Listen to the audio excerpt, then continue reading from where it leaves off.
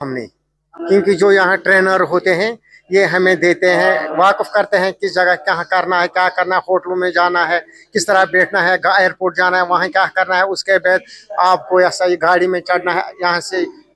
बिमना से या एयरपोर्ट तक किस तरह होना, एहराम किस तरह बांधना है, ये तरबियत हमें पूरी देती है, हमें जानकारी पूरी हमें मिलती है। इंसान को कैसे पता चलेगा अगर मैं हज पर जाऊंगा मुझे क्या करना है क्या नहीं करना है, इसलिए यहाँ ट्रेनिंग ये बहुत ज़रूरी है। सर भी मैंने आपको पहले ये बताया इसकी अहमियत क्या है, इसके बहुत सारे फ़ायदे हैं, बहुत सारे कि मैं आपको गिन नहीं सकता कितने फ़वाद हैं इसके, क्योंकि जितना भी हम पढ़ेंगे जितना भी हम सुनेंगे उतना अमल करना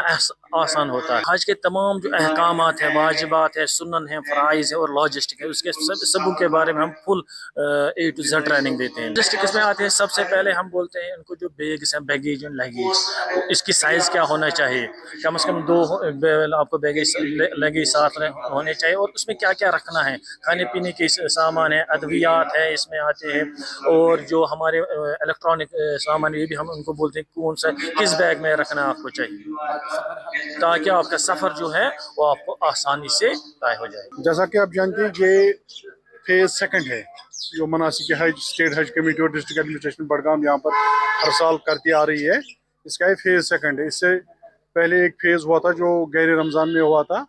तो उस टाइम हमने कुछ खाने पीने का भी इंतज़ाम रखा था, अपनी तरफ से कोशिश की थी, और डिस्ट्रिक्ट एडमिनिस्ट्रेशन में भी काफ़ी इंतज़ाम रखे थे। तो इस बार जो ये रमज़ान में हुआ तो आज हमें लेडीज़ों के लिए जो पर्दे का हमेशा इंतज़ाम रहता है वो रखना पड़ा,